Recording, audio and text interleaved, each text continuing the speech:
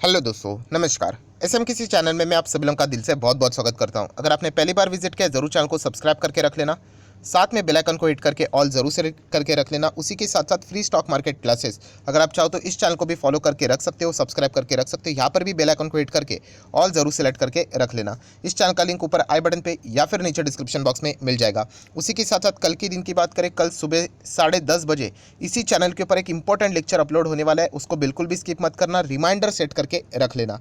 उसी के साथ साथ आज के दिन जितने भी इंपॉर्टेंट वीडियोस है सभी के लिंक नीचे डिस्क्रिप्शन बॉक्स में प्रोवाइड कर दिए, उनको आप चाहो तो कवर कर सकते हो। तो चले दोस्तों, फिलहाल इस वीडियो को स्टार्ट कर लेते हैं। दोस्तों अभी हम लोग आ चुके हैं बिल्कुल हमारे नॉर्मल स्क्रीन के ऊपर। एंड दोस्तों आज के दिन का पहला वीडियो तो आप लोगों ने जरूर देखा होगा। यस, किससे रिलेटेड था?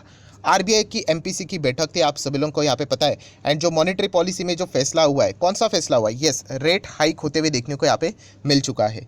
जैसे मैंने आप लोगों को पूछा था कि ये रेट हाइक हम लोग को देखने को यहाँ पे मिल चुका है, तो इसका इम्पैक्ट कौन से सेक्टर के ऊपर पॉजिटिव वे में हो सकता है एंड कौन से सेक्टर के ऊपर नेगेटिव वे में हो सकता है, इससे रिलेटेड हम लोग इस वीडियो में बातचीत यहाँ पे करने वाले हैं।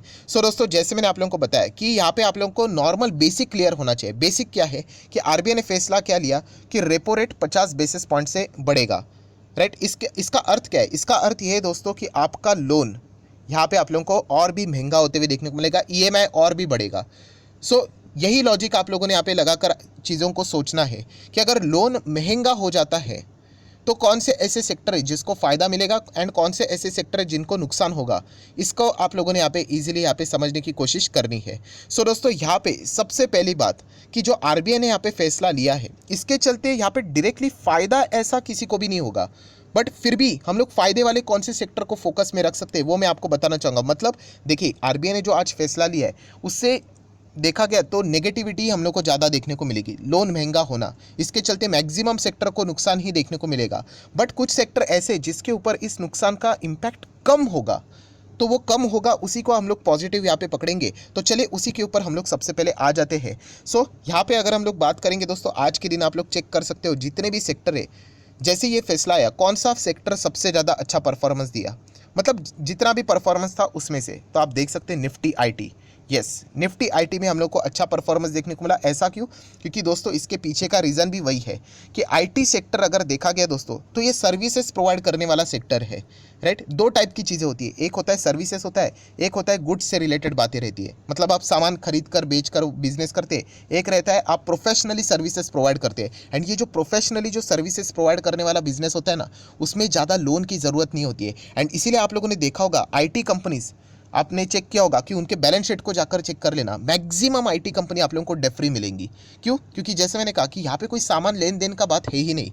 बताने का मकसद क्या है दोस्तों, आईटी कंपनी के ऊपर एज सच कोई लोन का बर्डन नहीं होता है। एंड इसीलिए आईटी सेक्टर जब भी रेट हाइक की बात आती है तो आप देख सकते कंपैरेटिवली बाकी सेक्टर से अच्छा करते हैं। आज आप देख लेना एलटीटीएस, इन्फोसिस, जितने भी आईटी सेक्टर के स्टॉक्स है, वैसे तो एचसीएल टेक भी देखा गया तो 0.15, दैट्स इट, बिल्कुल बॉर्डर पे था।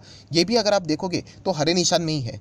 ऐसा क्यों? क्योंकि जैसे मैंने कहा कि मैक्सिमम आईटी कंपनियां हम लोग को डेट फ्री देखने को मिल जाती है, इनके ऊपर ऐसा कुछ बर्डन यहाँ पे नहीं होता है।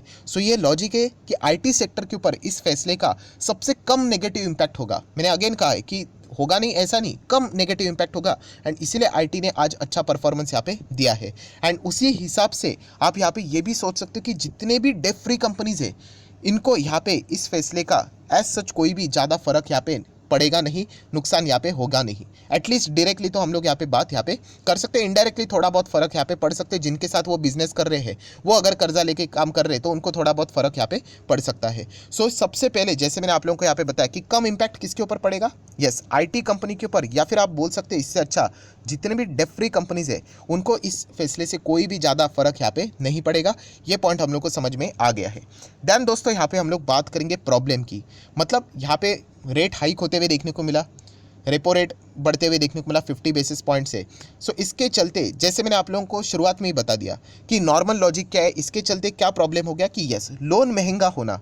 अभी आप ही सोचकर बता दो कि लोन अगर महंगा हो जाएगा सो कौन कौन से बिजनेसेस है जिनको यहाँ पे इसका नेगेटिव इम्पैक्ट देखने को यहाँ पे मिल जाएगा। पहले मैं एक बात भी क्लियर कर दूँ, कौन सी बात क्लियर कर दूँ, देखिए ये जो सारी चीज़ें रहती है ना, ये इकोनॉमी का पार्ट है। ये लोन महंगा होना, रेपो रेट बढ़ना, रेपो रेट घटना, इसके चलते कोई भी सेक्टर हमेशा के लिए ख़त्म नहीं होता है। तो ये पहले दिमाग से निकाल दो कि अगर आपको ये लगेगा कि अरे बाप रे ये सेक्टर है, मतलब हमारे पास इसके शेयर्स है तो वाट लग गई, तो ऐसा कुछ भी नहीं है दोस्तों। इन सेक्टर के शेयर्स मेरे पास भी है।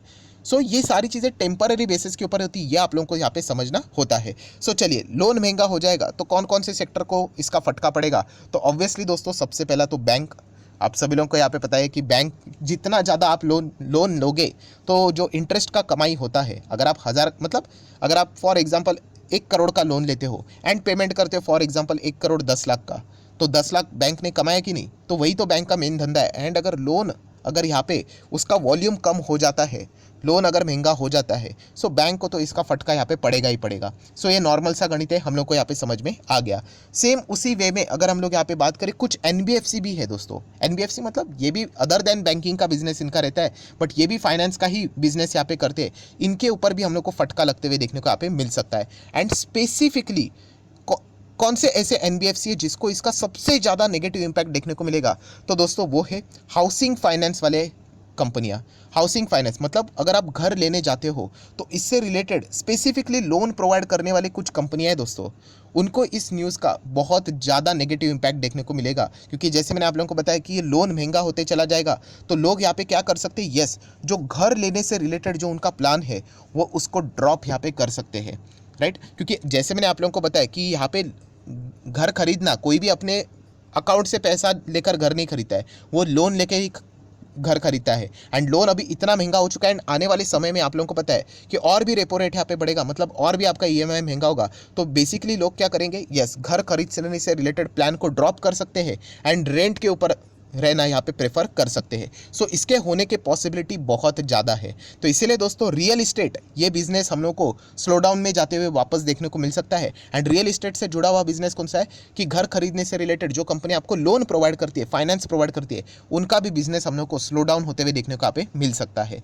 सो ये वाले कुछ सेक्टर्स है दोस्तों जिनको हम लोग कह सकते हैं वो नेगेटिविटी से हम लोग को कुछ समय यहाँ पे डील करते हुए हम लोग को देखने को यहाँ पे मिल सकते हैं। देन अगर हम लोग यहाँ पे बात करें तो रियल इस्टेट तो हो गया, जैसे मैंने ऑलरेडी आप लोगों को बता दिया। देन हम लोग बात करेंगे दोस्तों तो यस, गाड़ी। अगर हम लोग गाड़ी की भी अगर हम बात करें, अभी की जनरेशन आपको पता है लग्जरी चीज़ों के ऊपर उनका ज़्यादा फोकस रहता है। एंड गाड़ी भी अगर खरीदने की बात करें तो मैक्सिमम लोग यहाँ पे क्या करते हैं, कार लोन लेकर ही गाड़ी खरीदने की कोशिश करते हैं। एंड डेफिनेटली यही सारी चीज़ें अभी हम लोग को महंगी होती हुई देखने को यहाँ पे मिलने वाली है, क्योंकि सरकार चाहती है मतलब इन्फ्लेशन को कंट्रोल करना है, राइट। इन्फ्लेशन को कंट्रोल करना है तो इन चीज़ों से रिलेटेड डिमांड घटाना पड़ेगा। डिमांड अगर कम हो जाएगा तो ऑटोमेटिकली इसके प्राइजेस भी आप लोगों को धीमे धीमे करके कंट्रोल होते हुए देखने को यहाँ पे मिल जाएंगे। एंड इन्फ्लेशन भी हम लोग को कंट्रोल होते हुए देखने को यहाँ पे मिल जाएगा। सो डेफिनेटली हम लोग यहाँ पे कह सकते हैं कि ऑटो सेक्टर के ऊपर भी इसका अच्छा खासा नेगेटिव इम्पैक्ट हम लोग को देखने को मिल सकता है। इसका अर्थ ये नहीं कि लोग कंप्लीटली ड्रॉप ही कर देंगे प्लान, ऐसा बिल्कुल भी नहीं है। बट यहाँ पे हम लोग कह सकते हैं कि कोई ना कोई ऐसे लोग रहेंगे जो गाड़ी लेने की विचार कर रहे थे कि लोन से रिलेटेड, आज ये खबरें सुन के वो ज़रूर यहाँ पे अपना प्लान ड्रॉप करने का भी विचार करेंगे ही करेंगे। एंड इसीलिए अगर हम लोग आज के दिन जितने भी सेक्टर को अगर आप लोगों ने स्टडी किया होगा, हम लोग यहाँ पे वापस आना चाहेंगे। थोड़ा सा मैं इसको पीछे जाता हूँ। यहाँ पे तो आप देख सकते हैं जितने भी सेक्टर है उसमें अच्छा कौन कर रहा था, निफ्टी आईटी किया। तो सबसे ज़्यादा पीटा कौन सा, 1 2 3 4, बट सबसे ज़्यादा 5वां ये सेक्टर कौन सा है, निफ्टी ऑटो।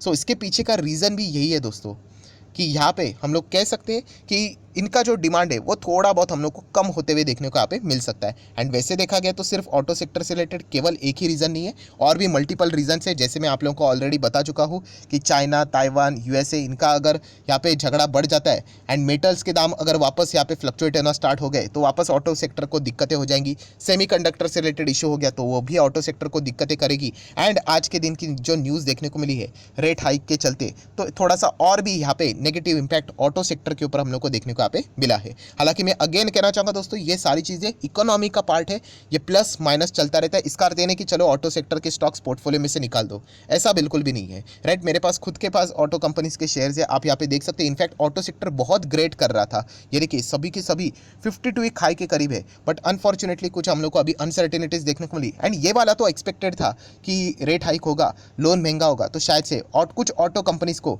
इसके ऊपर नेगेटिव इंपैक्ट भी देखने को यहाँ पे मिल सकता है। सो आशा करता हूँ दोस्तों जो मेन पॉइंट्स थे वो मैंने आप लोगों को बता दिया। मैं अगेन कहना चाहूँगा नेगेटिव एंड जस्ट मैंने आप लोगों को बताया कि कम नेगेटिव, राइट, असर यहाँ पे कम होगा, उसी को हम लोगों ने पॉजिटिव यहाँ पे पकड़ लिया है। तो इससे रिलेटेड बाइफर्केशन मैंने आप लोगों के सामने यहाँ पे रखा है। प्लस अगर हम लोग नेगेटिविटी की बात करें कि यहाँ पे लोन महंगा होगा तो और कौन कौन सी चीज़ें यहाँ पे यूज़र्स या फिर हम लोग कह सकते हैं लोग यहाँ पे अवॉइड कर सकते हैं। येस, जितने भी लग्जरी आइटम्स है उसको लोग यहाँ पे क्या कर सकते हैं, यूजुअली अवॉइड यहाँ पे कर सकते हैं, क्योंकि जैसे मैंने बताया ना कि ईएमआई महंगा होते ही चला जाएगा, तो इसके चलते प्रेशर यहाँ पे होगा। तो लग्जरी आइटम जितने भी यहाँ पे रहेंगे उनके ऊपर हम लोगों को, मतलब उससे रिलेटेड जो भी बिजनेस करने वाली कंपनीज है उनके ऊपर हम लोग को नेगेटिव इंपैक्ट देखने को यहाँ पे मिल सकता है। सो आशा करता हूँ आप लोगों को वीडियो पसंद आएगा, तो चाहो तो इसको आप लोग लाइक एंड शेयर कर सकते हैं। एंड आप अपनी भी राय कमेंट सेक्शन में यहाँ पे बता सकते हो कि यहाँ पे लोन महंगा होने के कारण आरबीआई का ये जो फैसला आज देखने को मिला है, इसके चलते इसके अलावा और कौन सा बिजनेस है जिसको यहाँ पे नुकसान होगा, ये भी आप चाहो तो कमेंट सेक्शन में यहाँ पे बता सकते हो। सो वीडियो अच्छा लगे तो लाइक एंड शेयर करना। एंड डीमैट अकाउंट अभी तक ओपन नहीं किया तो लिंक नीचे डिस्क्रिप्शन बॉक्स में 25 वीडियो की लिस्ट आपको बिल्कुल फ्री ऑफ कॉस्ट मिल जाएगी। आपका नाम, कौन सा अकाउंट आपने लिंक के थ्रू ओपन किया, ये भी कमेंट सेक्शन में बता देना, तो हफ्ते भर के अंदर अंदर ये सारी वीडियोस आप लोगों को फ्री ऑफ कॉस्ट प्रोवाइड कर दिए जाएंगे। So that's it, thank you very much दोस्तों, we will be meeting our next video, तब तक के लिए बाय बाय।